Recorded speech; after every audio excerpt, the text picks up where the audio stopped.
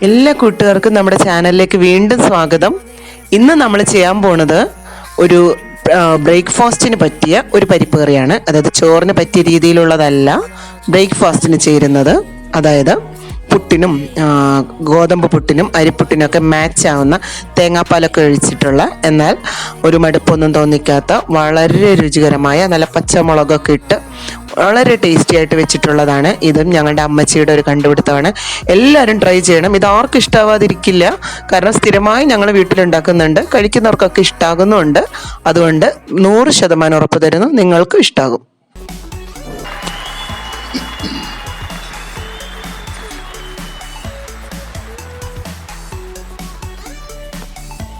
അപ്പം നമുക്ക് റെസിപ്പിയിലേക്ക് പോവാം. 1 കപ്പ് നമ്മൾ പരിപ്പെടുക്കുക. അത് നല്ലപോലെ വെള്ളവും ഉപ്പും ചേർത്ത് 1 സ്പൂൺ വെളിച്ചെണ്ണയും കൂടെ ഒഴിച്ച് വേവിക്കുക. അത് വെളിച്ചെണ്ണ ഒഴിച്ചത് ഇതിപ്പോൾ കണ്ടോ, കുക്കറിൽ ഇങ്ങനെ വേവിച്ചപ്പോൾ മുകളിലൊക്കെ വന്ന് പരിപ്പ് പൊങ്ങി പറ്റി പിടിക്കുകയൊന്നും ചെയ്യാതിരിക്കാൻ വെളിച്ചെണ്ണ ചേർത്ത് നമ്മൾ വേവിച്ചതാണ്. പരിപ്പിൻ്റെ വേവ് അനുസരിച്ച് വേവിക്കുക. തുവരപ്പരിപ്പാണേലും കുഴപ്പമില്ല, മറ്റ് നമ്മുടെ പീസ് പരിപ്പൊക്കെ ആണേലും കുഴപ്പമില്ല. അപ്പോൾ പരിപ്പിൻ്റെ വേവ് അനുസരിച്ച് നമ്മളിത് കുക്കറിൽ വേവിക്കുക. പരിപ്പായിട്ട് കിടക്കണ്ട, ഒന്ന് വെന്ത് ഇരിക്കുന്ന രീതിയിൽ, വല്ലാതെ പേസ്റ്റ് പോലെ ആവണം എന്നല്ല, ഒരു വേവിൽ അങ്ങ് എടുക്കുക.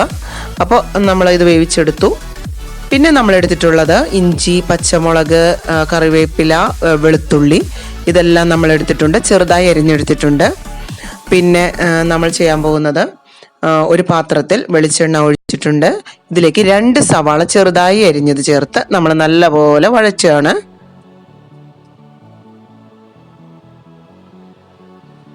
സവാള കൊത്തി എരിഞ്ഞ പോലെയാണ് നമ്മൾ എടുത്തിരിക്കുന്നത്, കാരണം പരിപ്പ് കറിയാണല്ലോ, പരിപ്പ് ചെറിയ ചെറിയ പരിപ്പല്ലേ, അപ്പോൾ ആ ഒരു ഷേപ്പിനോട് ചേർത്ത് എടുത്തിരിക്കുകയാണ്.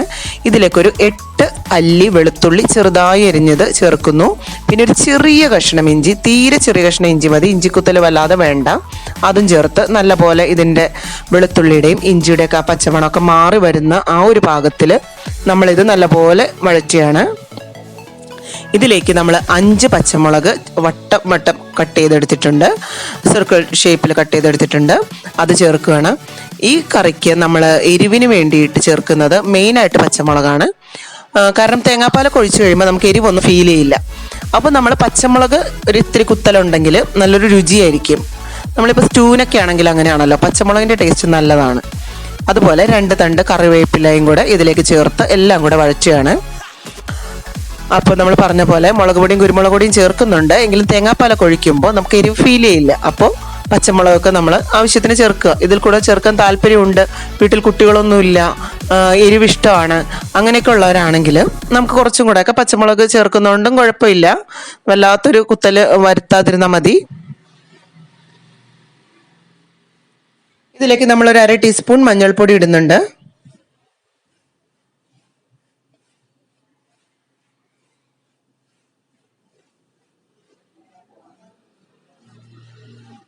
നമുക്കൊരു 1 ടീസ്പൂൺ നിറച്ച് മുളക് പൊടി ഇടാം.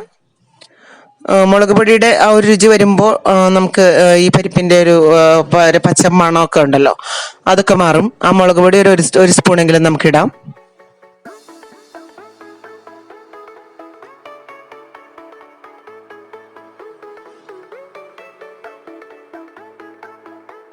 എല്ലാം വല്ലാതെ സവാളൊന്നും മൊരിയുന്നില്ല, നല്ലപോലെ വഴന്നു വരുന്നതേ ഉള്ളൂ. ഇതിലേക്ക് നമ്മൾ കുരുമുളക് പൊടി, ഒരു 1/2 ടീസ്പൂൺ കുരുമുളക് പൊടി നമ്മൾ ഇതിലേക്ക് ചേർക്കുന്നു.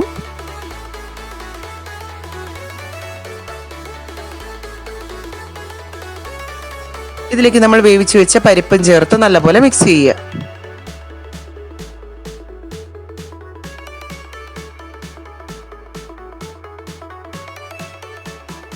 ഇതിന് മുൻപ് തന്നെ നമ്മൾ ഒരു 1/4 മുറി, അതായത് ഒരു തേങ്ങയുടെ പകുതിയാണ് ഒരു മുറി എന്ന് പറയുന്നത്, ആ മുറിയുടെ ഒരു 1/4 ഭാഗം മതി. അതിൽ നിന്നെടുത്ത തേങ്ങ തലപ്പാല് മാറ്റി വെച്ച് ബാക്കി പാല് 2 സെക്ഷനായിട്ട് പാല് മാറ്റി വെക്കുക. അപ്പോൾ ആ പാലും കൂടെ നമ്മൾ ഇതിലേക്ക് ചേർക്കണം. അപ്പോൾ പരിപ്പിലുള്ള വെള്ളം അതനുസരിച്ച് ഉള്ള പാകത്തിൽ നമ്മൾ മെയിൻറ്റെയിൻ ചെയ്യുക. ഇത് നല്ലപോലെ തിളച്ചതിന് ശേഷമാണ് നമ്മൾ തേങ്ങാപ്പാൽ ചേർക്കുന്നത്. അപ്പോൾ തേങ്ങാപ്പാലൊക്കെ നമ്മൾ ഈ സമയത്ത് റെഡിയാക്കി വെക്കുക.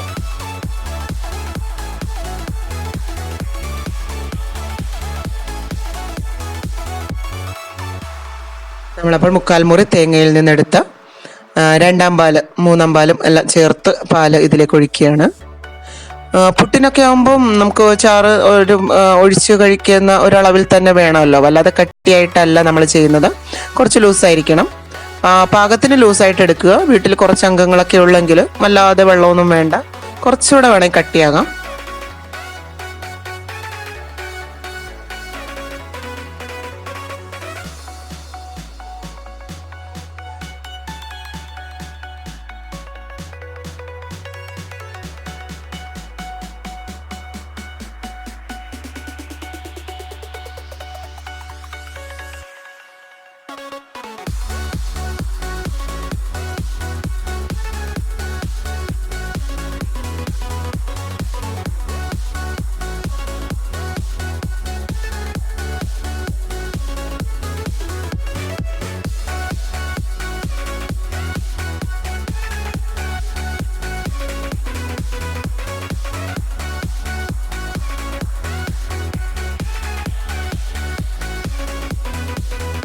നല്ലപോലെ തിളയ്ക്കുന്നുണ്ട്.